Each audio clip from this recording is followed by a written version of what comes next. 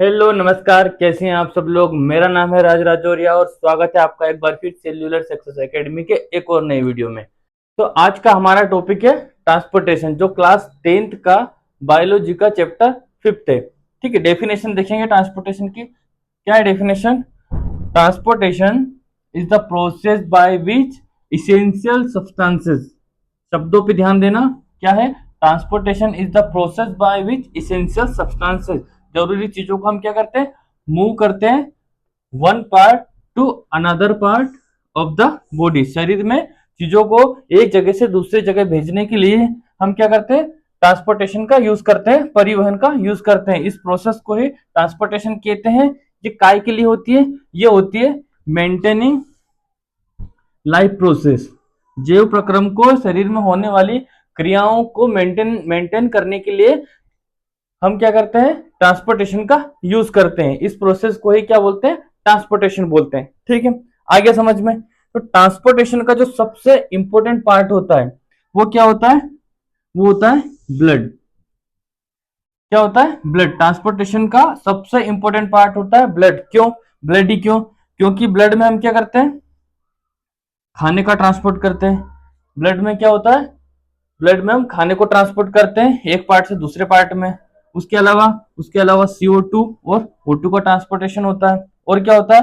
Metabolic waste, जो शरीर के अंदर अनावश्यक या अवशिष्ट पदार्थ जो बनते हैं उन्हीं को भी हम किसके द्वारा बाहर निकालते हैं? ब्लड के द्वारा। और क्या होते हैं?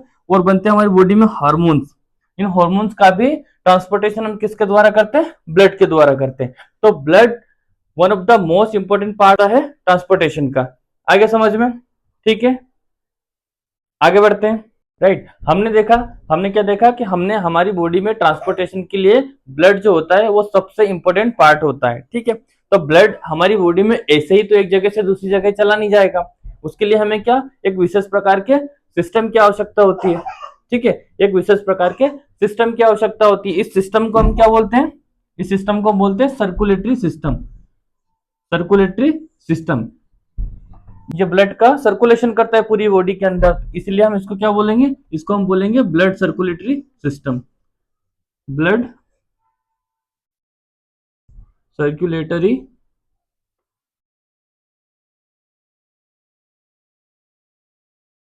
क्या बोलेंगे हम इसको? ब्लड सर्कुलेटरी सिस्टम, क्योंकि ये क्या करेगा? ब्लड का सर्कुलेशन करेगा। अब ये जो सर्कुलेटरी सिस्टम है, ये हमारा सर्कुलेटरी सिस्टम तीन भागों से मिलकर बना होता है। किन किन तीन भागों से? एक तो हमारा ब्लड, ठीक है, दूसरा क्या होता है? ब्लड वेसल्स, और तीसरा होता है हमारा हार्ट। ठीक है, ब्लड क्या होता है? तो ब्लड होता है एक लिक्विड कनेक्टिव, ब्लड क्या होता है? ब्लड होता है एक लिक्विड कनेक्टिव टिश्यू होता है। ठीक है, और ब्लड वेसल क्या होती है? ब्लड वेसल एक ट्यूब होती है, एक पतली लंबी नलिकाएं होती है जिसके अंदर क्या होता है, जिसके अंदर ये ब्लड हमारा बहता है। और तीसरा पार्ट क्या है? तीसरा होता है हमारा हार्ट। क्या बोलते हैं हम इसको? हृदय। ये क्या होता है? ये एक पंपिंग ऑर्गन है। ये क्या है? ये पंपिंग ऑर्गन है जो हमारे ब्लड को क्या करता है? पंप करता है और शरीर के विभिन्न भागों तक पहुंचाता है। इसलिए इसको हम क्या बोलते हैं? Pumping organ. बेचारे हार्ट का काम तो ब्लड को पंप करना है, आप लोगों ने उसे यूं ही बदनाम कर रखा है। ठीक है, क्या मेरा तो हार्ट ब्रेक हो गया, मेरा तो हार्ट टूट गया, फलाना हो गया, ये हो गया, वो हो गया। एक्चुअल में हार्ट का काम क्या है?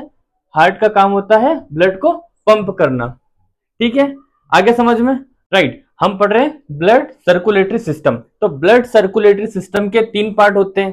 ठीक है, एक क्या होता है? ब्लड होता है, दूसरी ब्लड वेसल होती है, और तीसरा पार्ट होता है हमारा हार्ट, जिसको हम बोलते हैं पंपिंग ऑर्गन। तो पहले पार्ट को पढ़ेंगे हम। पहला पार्ट क्या? हमारा ब्लड। ठीक है, तो ब्लड क्या होता है? ब्लड एक लिक्विड कनेक्टिव टिश्यू है। क्या बोलते हैं ब्लड को? एक तरल संयोजी ऊतक है। ये क्या है? तरल संयोजी ऊतक होता है।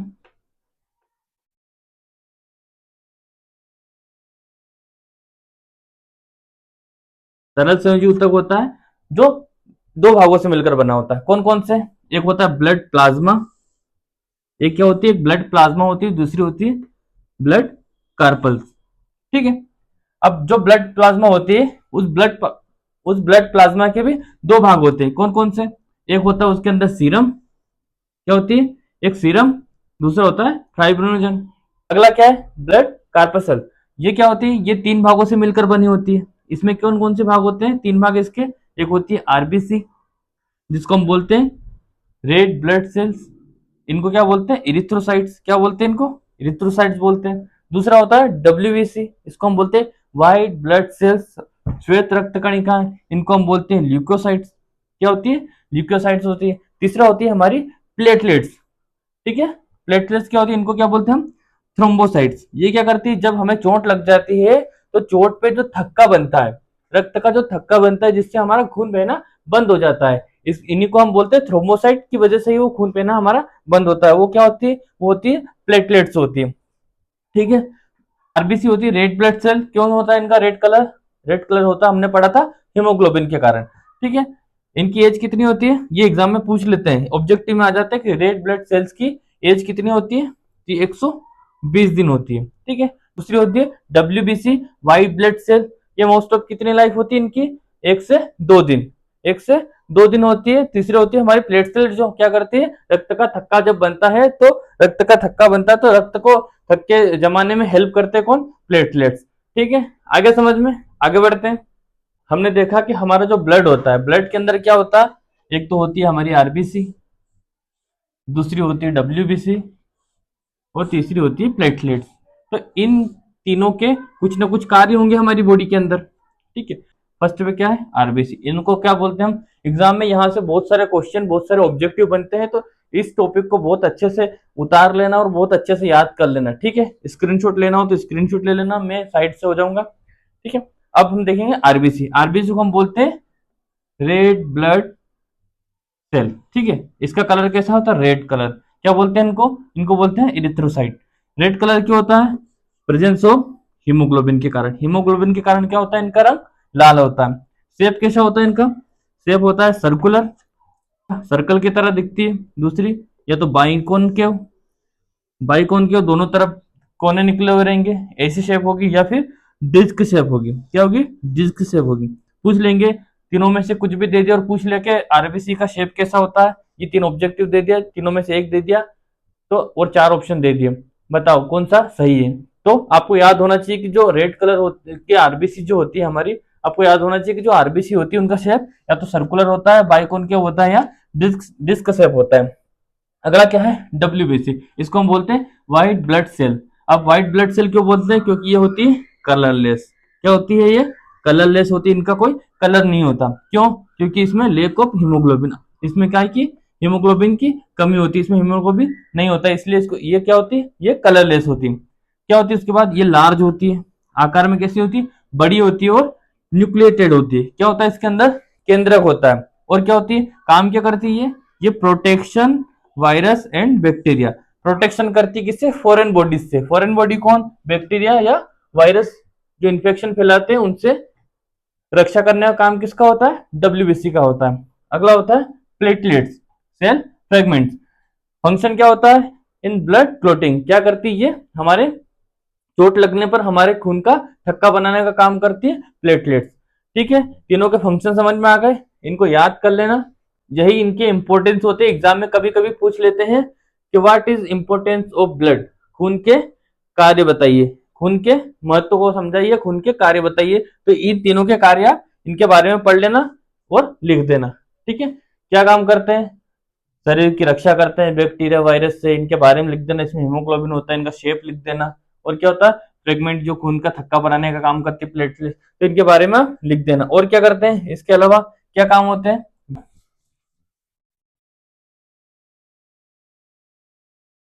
ब्लड का क्या काम होता है इसके अलावा, पीएच को मेंटेन करते हैं, ठीक है, हमारे टेम्परेचर को मेंटेन करते हैं, बॉडी के टेम्परेचर को मेंटेन करते हैं। और क्या करता है ब्लड, ब्लड करता है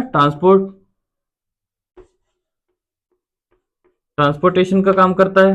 बॉडी के अंदर किस किस चीज का ट्रांसपोर्टेशन होता है, O2 का, CO2 का, मिनरल्स का, ठीक है, मिनरल्स का। मिनरल्स में क्या, हमारा फूड हो गया, फूड के अंदर मिनरल्स हो गए। उसके बाद हार्मोन्स का, ठीक है। तो ये सब ब्लड के कार्य हो गए, तो ये सब ब्लड के कार्य हो गए, ब्लड के इंपॉर्टेंस हो गए। तो ब्लड बहुत इंपॉर्टेंट टॉपिक है जो एग्जाम में हर बार पूछा जाता है, इसलिए इस टॉपिक को बहुत अच्छे से पढ़ लेना, समझ लेना। पूरा मैंने एक एक चीज आपको समझा दिया। आई होप आपको बहुत अच्छे से समझ में आ गया होगा।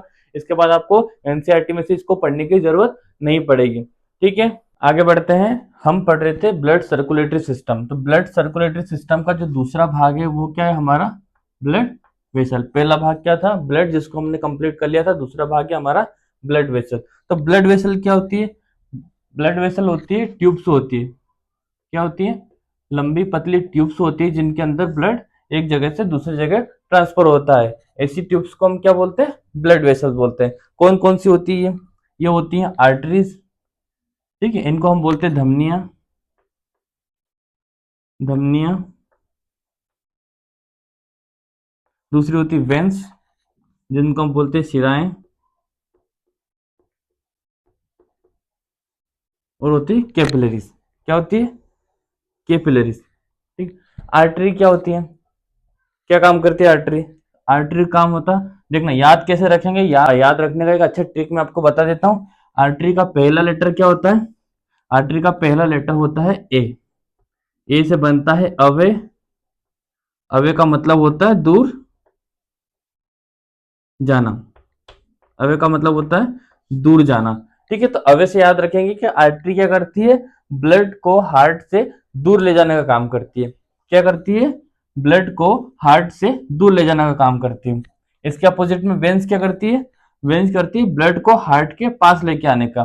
ठीक है, मान लो ये हमारे पास क्या है, मान लो ये हमारा हार्ट है, तो इस हार्ट से दूर ले जाने का काम जो करेंगी वो होंगी हमारी आर्टरीज, और जो ब्लड को हार्ट के पास लेके आएंगी वो होंगी हमारी वेंस। ठीक है, आ गया समझ में। दूसरा, आर्टरी के अंदर प्योर ब्लड बहता है। कैसा, प्योर ब्लड, शुद्ध रक्त बहता है। एक्सेप्ट किसको छोड़ के,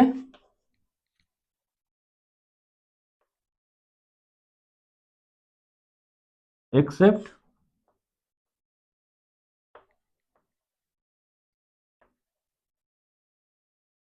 पल्मोनरी आर्टरी।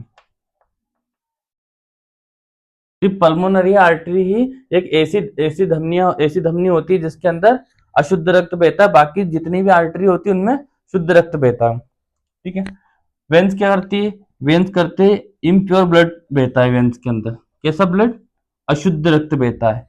इसका भी एक अपवाद है, क्या, एक्सेप्ट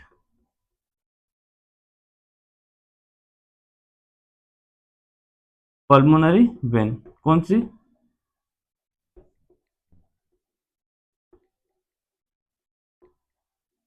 पल्मोनरी वेन ऐसी एक वेन होती है जिसके अंदर शुद्ध रक्त बहता है।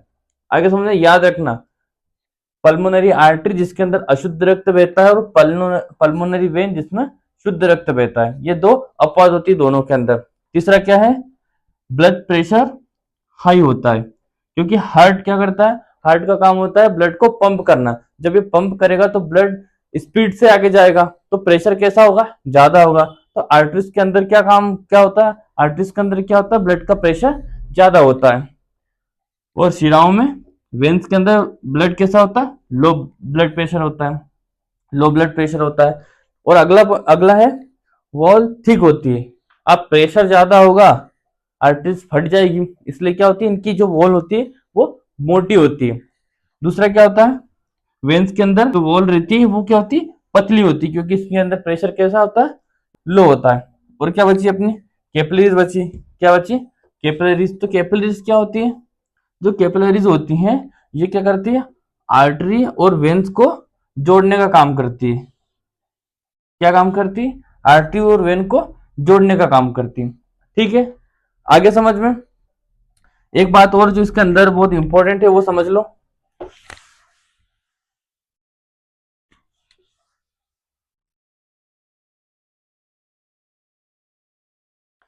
क्या होती है हमारे पास, एक आर्टरी होती है और एक होती है वेन। एक आर्टरी होती है, वो दूसरी होती है वेन। तो जो वेन होती है, जो शिरा होती है, मान लो ये क्या है हमारे पास, ये कोई एक शिरा हमने पकड़ ली। तो जो शिरा रहती है इसके अंदर क्या होते हैं, इसके अंदर वॉल्व पाए जाते हैं। क्या पाए जाते हैं, वाल्व पाए जाते हैं। ये क्या है, वोल्व है। क्या है? जब ब्लड इसके अंदर से बहता है तो इसका प्रेशर कैसा होता है? लो होता है। प्रेशर लो होता है। तो कभी कभी क्या होता है, ब्लड का बैक फ्लो ना हो जाए। क्या नहीं हो जाए? ब्लड का ब्लैक ब्लड का बैक फ्लो ना हो जाए, ना हो जाए, इसलिए इसमें क्या होता है, इसके अंदर वोल्स होते हैं। क्या होते हैं? वोल्स पाए जाते हैं। तो ये वोल्स क्या करते हैं, अगर कभी ब्लड क्या होता है, अगर कभी ब्लड बैक फ्लो हुआ तो ये क्या हो जाता है, ये वोल्स क्या हो जाते हैं, ये इसे बंद हो जाते हैं। क्या हो जाते हैं और क्या करते हैं, ब्लड के फ्लो को, बैक फ्लो को रोक देते हैं। इसलिए इसके अंदर वोल्स पाए जाते हैं। इस बात को बहुत अच्छे से याद रखना, क्योंकि कभी कभी बहुत बार एग्जाम में ये पूछा गया है, सवाल पूछ के वेन्स के अंदर वोल्स क्यों होते हैं। तो क्या क्यों होते हैं? ब्लड के बैक फ्लो को रोकने के लिए। आगे समझ में?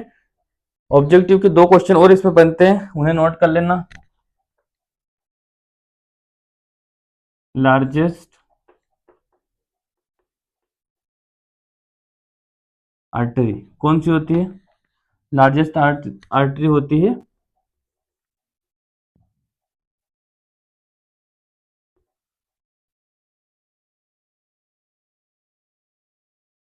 Pulmonary aorta. ठीक है। और लार्जेस्ट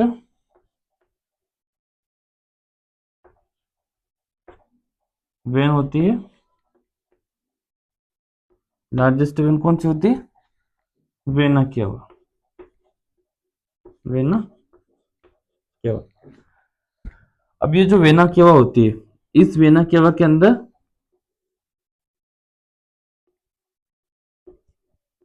ऑक्सीजनेटेड ब्लड फ्लो होता है,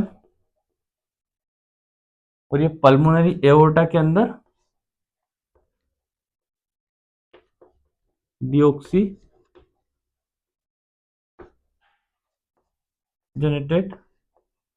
ब्लड फ्लो होता है। ये क्या है? ये अपवाद होती है दोनों। ठीक है, इनको याद कर लेना अच्छे से। ये दोनों क्या होती है? अपवाद होती हैं, क्योंकि आर्टरीज के अंदर प्योर ब्लड बहता है, लेकिन इस एओर्टा के अंदर डीऑक्सीजनेटेड ब्लड बहता है, अशुद्ध रक्त बहता है। लार्जेस्ट वेन वेना केवा होती है, इनके अंदर अशुद्ध रक्त बहता है, लेकिन इस वेना केवा के अंदर शुद्ध रक्त बहता है। इसलिए दोनों अपवाद है और कई बार एग्जाम में पूछा गया है, इसलिए इनको अच्छे से याद कर लेना। ठीक है, आगे बढ़ते हैं। तो ब्लड का फ्लो समझने के लिए, तो ब्लड कहाँ से कहाँ जाता है और कहाँ से कहाँ वापस आता है, उसके लिए हम एक सर्किट पढ़ेंगे जिसको हम बोलते हैं सिस्टमिक सर्किट। लेकिन सबसे इंटरेस्टिंग बात इसमें यह है कि हमारे लंग्स और हमारा हार्ट, ये दोनों कंबाइन मिलके काम करते हैं, क्योंकि ब्लड को जो ऑक्सीजन चाहिए होती है वो कहाँ से मिलती है? वो मिलती है हमें लंग्स से, और उसको शरीर के विभिन्न भागों में पहुंचाने का काम कौन करता है? हार्ट करता है। तो ये दोनों मिलके काम करते हैं, इसलिए इसको क्या बोलते हैं? सिस्टमिक सर्किट बोलते हैं। ठीक है, सिस्टमिक सर्किट बोलते हैं। मान लो कि ये हमारा क्या है? ये हमारा हार्ट है। ये हमारा हार्ट है। इसके कितने चैम्बर होते हैं? इसमें 4 चैम्बर होते हैं। कौन कौन से? ये लेफ्ट ऑरिकल, ये राइट ऑरिकल। ठीक है, ये लेफ्ट वेंट्रिकल और ये राइट वेंट्रिकल। ये 4 भाग होते हैं। हमने पढ़ा था कि आर्टरी जो होती हैं वो क्या करती है? शुद्ध ब्लड को, डीऑक्सीजनेटेड ब्लड को हार्ट से विभिन्न भागों तक पहुंचाती है। और वेन्स जो रहती है वो क्या करती है? वो अशुद्ध रक्त, उसके अंदर अशुद्ध रक्त बहता है, वेन्स के अंदर अशुद्ध रक्त बहता है। ठीक है, लंग्स है हमारा। ठीक है, लंग्स के द्वारा हम क्या करते हैं? लंग्स के द्वारा हम सांस लेते हैं। तो जो हमारी एल्वुलाई होती है वो क्या करती है? ब्लड के साथ जो CO2 आई है उसको अंदर रख के और क्या मिला देती है? उसमें ऑक्सीजन मिक्स कर देती है। तो वो ऑक्सीजन लंग्स से आती है और कहाँ जाती है? हार्ट के लेफ्ट साइड में। कहाँ जाती है? हार्ट के लेफ्ट वाले भाग में जाती है।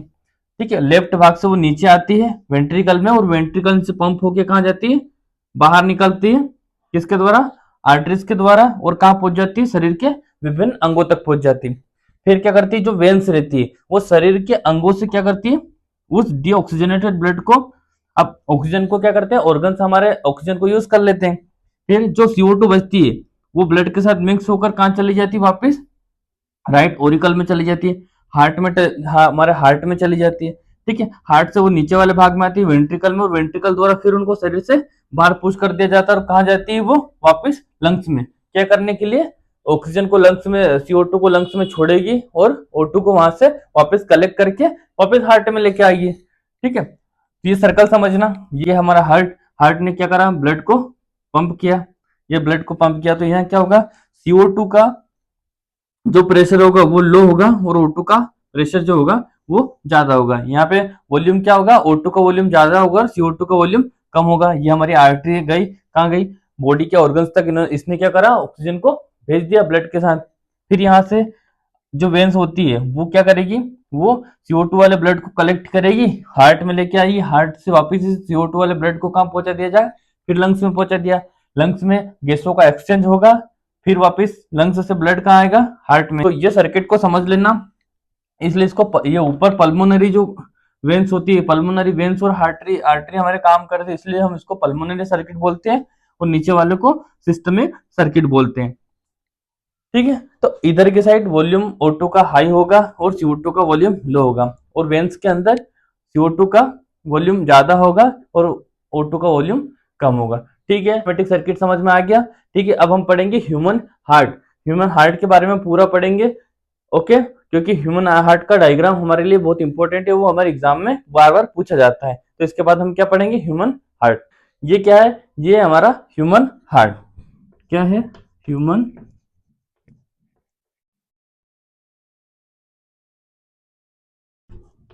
ह्यूमन हार्ट, मानव हृदय। देखने में आपको बहुत डिफिकल्ट लग रहा होगा कि इसको कैसे याद करेंगे, तो थोड़ा तो दिमाग अपने को लगाना पड़ेगा, क्योंकि एग्जाम के लिए बहुत इंपॉर्टेंट है, सीधा डायग्राम इससे पूछ लिया जाता है। तो आप सभी को घबराने की जरूरत नहीं है, मैं जैसा आपको बताऊं आप वैसे याद करना, बहुत ईजी है, कोई भी दिक्कत नहीं है। आपको लग रहा है कि ज्यादा डिफिकल्ट है, पर ये डिफिकल्ट नहीं होता है। ठीक है, समझेंगे कैसे। हमने पढ़ा था कि हार्ट के अंदर 4 चेंबर होते हैं, कौन कौन से, एक चेंबर हमारा ये हो गया, कौन सा, एक चेंबर हमारा ये, इसको बोल दिया हमने लेफ्ट एट्रियम। दूसरा चेंबर हो गया हमारा ये वाला, ठीक है, दूसरा चेंबर हो गया हमारा ये वाला, इसको हम बोलते हैं राइट एट्रियम। ठीक है, एक लेफ्ट साइड का पार्ट होता है, एक राइट साइड का पार्ट होता है, तो ये हो गया लेफ्ट एट्रियम, एक हो गया हमारा राइट एट्रियम। फिर नीचे आएंगे, तो जो नीचे आते हैं, तो ये जो नीचे वाला पार्ट होता है हमारा, ये नीचे वाला पार्ट जो होता है, ये हमारा होता है वेंट्रिकल वाला, इस साइड वाला लेफ्ट वेंट्रिकल, इस साइड वाला राइट वेंट्रिकल। ठीक है, अब क्या होता है, अब चेंबर होते क्यों हैं, तो चेंबर इसलिए होते हैं ताकि ब्लड जो रहता है इम्प्योर और प्योर ब्लड आपस में मिक्स ना हो, इसलिए इसके अंदर चेंबर होते हैं।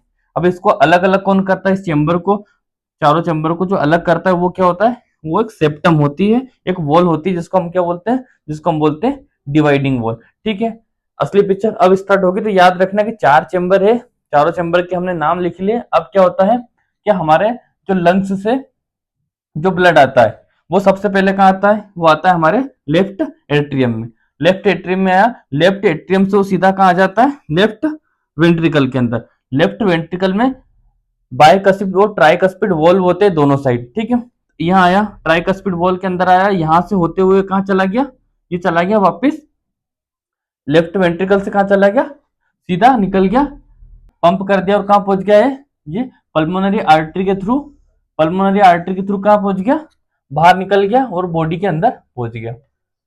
ठीक है, ये बॉडी के अंदर पहुंच गया। अब बॉडी के अंदर पहुंच गया, बॉडी के अंदर जो ब्लड के साथ जो ऑक्सीजन आई, उस ऑक्सीजन का बॉडी ने यूज कर लिया, और फिर उसके अंदर क्या मिक्स हो गया, फिर उसके अंदर CO2 मिक्स हो गई। वो CO2 वाला ब्लड वापस कहाँ जाता है, वापस जाता है राइट एट्रियम के अंदर। ये यहां से गया, कहां पहुंच गया, राइट एट्रियम के अंदर, राइट एट्रियम के अंदर आया, यहां से होते हुए कहां पहुंच गया, वो वेंट्रिकल के अंदर चला गया। अब इस ब्लड को वापस हमको शुद्ध करने के लिए कहां पहुंचाना है, कहां पहुंचाना है हमको, लंग्स के पास।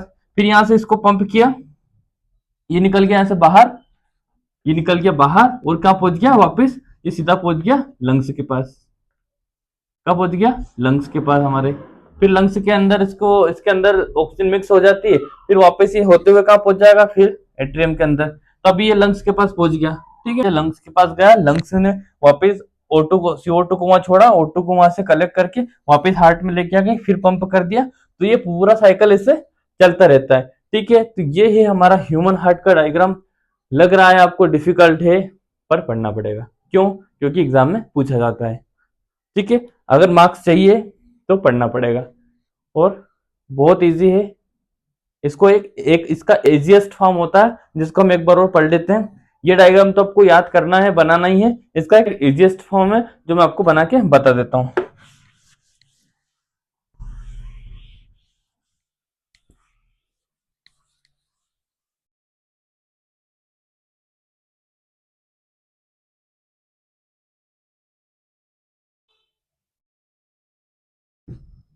देखना, मान लो ये क्या है, ये हमारा हृदय, हमारा हार्ट है, जिसके 4 चैम्बर है। ये है लेफ्ट एट्रियम, ये है राइट एट्रियम, ये है लेफ्ट वेंट्रिकल, ये है राइट वेंट्रिकल। ठीक है, यहाँ है हमारा लंग्स। क्या है? ये हमारा लंग्स है। अब इस लंग्स से, ये हमारा लंग है, यहाँ से क्या हुआ, यहाँ से आई ब्लड। कौन सी वाली? ऑक्सीजनेटेड।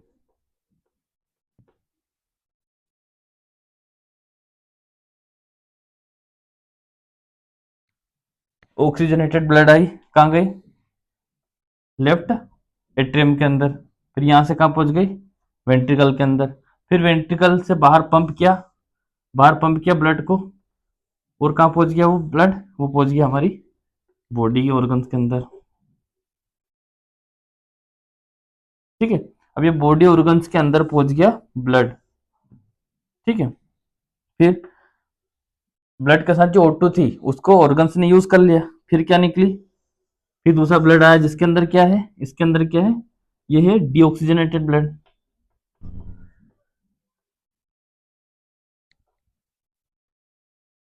ये क्या है? डीऑक्सीजनेटेड ब्लड है, जो कहाँ जाता है? घूम के सीधा राइट एट्रियम के अंदर। फिर ये नीचे आया वेंट्रिकल के अंदर। फिर वेंट्रिकल ने इसको पंप किया, तो निकल के कहाँ चला जाएगा? वापस लंग्स में। फिर जो CO2 को अपने साथ ले गया, वो लंग्स के अंदर जो एल्वोलाई होती है उसके अंदर ड्रॉप करेगा, वहां CO2 कलेक्ट करेगा, फिर हार्ट में आ जाएगा। तो ये पूरा एक साइकिल है जो क्या रहेगा? कंटिन्यू चलता रहता है। तो इस साइकिल को बहुत अच्छे से याद कर लेना, एग्जाम के पॉइंट ऑफ व्यू से बहुत ज्यादा इंपॉर्टेंट होता है। ठीक है, स्टार मार्क कर लो, एग्जाम में आता है। तो ये सिंपल सर्कल है जो मैंने आपको समझा दिया, बहुत अच्छे से इसको याद कर लेना। ओके, ठीक है। अब हार्ट से रिलेटेड कुछ और बातें हैं जो हम डिस्कस करेंगे। एक और इम्पोर्टेंट बात, क्या? हमारे हार्ट के अंदर, ह्यूमन हार्ट के अंदर, ये जो ब्लड है, 2 बार हार्ट के अंदर जा रहा है।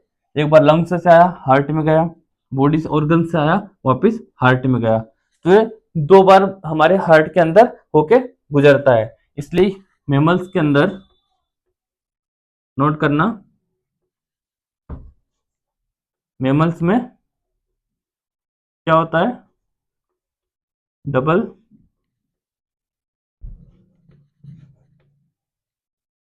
सर्कुलेटेड सिस्टम होता है।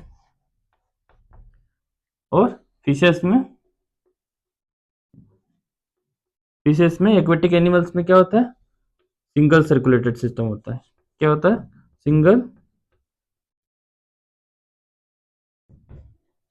सर्कुलेटेड सिस्टम होता है। इस पॉइंट को नोट कर लेना। ठीक है, आगे समझ में। एक और चीज जो इसके अंदर पूछी जाती है वो है ब्लड प्रेशर।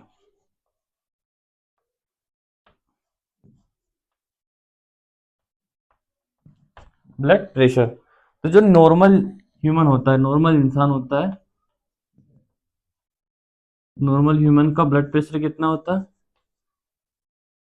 ऑब्जेक्टिव में आ जाता है, इसलिए हमें पढ़ना जरूरी होता है। कितना? 120 से 80 mmHg। ठीक है, ये याद कर लेना। सिस्टोलिक वे डायस्टोलिक। ठीक है।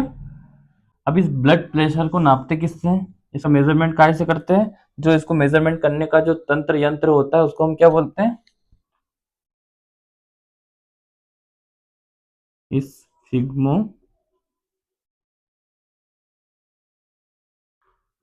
मेनोमीटर, क्या बोलते हैं? इस फिग्मो मेनोमीटर। याद रखना, ब्लड प्रेशर को काय से नापते हैं? इस फिग्मो मेनोमीटर से। ठीक है। एक कंडीशन देखी होगी, जब ये ब्लड प्रेशर ये बढ़ जाता है, बहुत ज्यादा बढ़ जाता है, तो जब ब्लड प्रेशर बढ़ जाता है तो उस कंडीशन को हम क्या कहते हैं?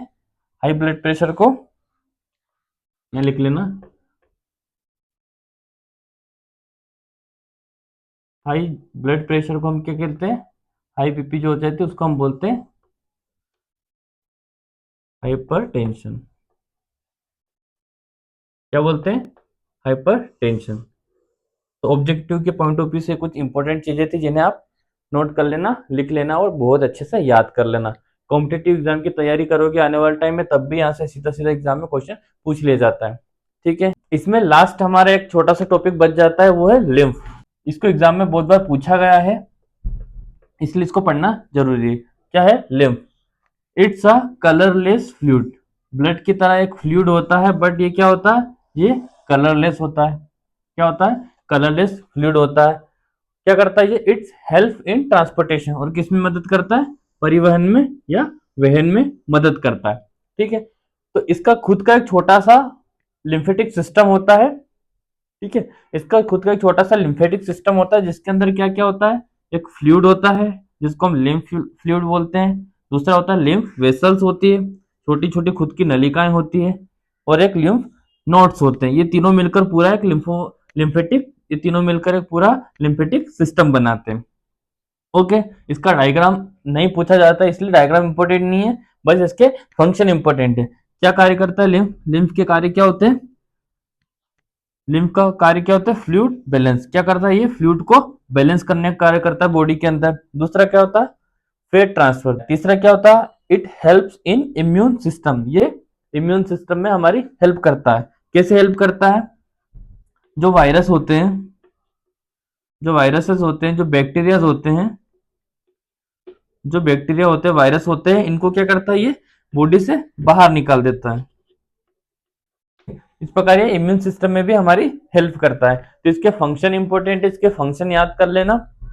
ठीक है। यहाँ पे हमारा ट्रांसपोर्टेशन का टॉपिक खत्म हो जाता है। अगले लेक्चर में हम पढ़ेंगे ट्रांसपोर्टेशन इन प्लांट्स। प्लांट्स के अंदर हम ट्रांसपोर्टेशन को पढ़ेंगे। ठीक है।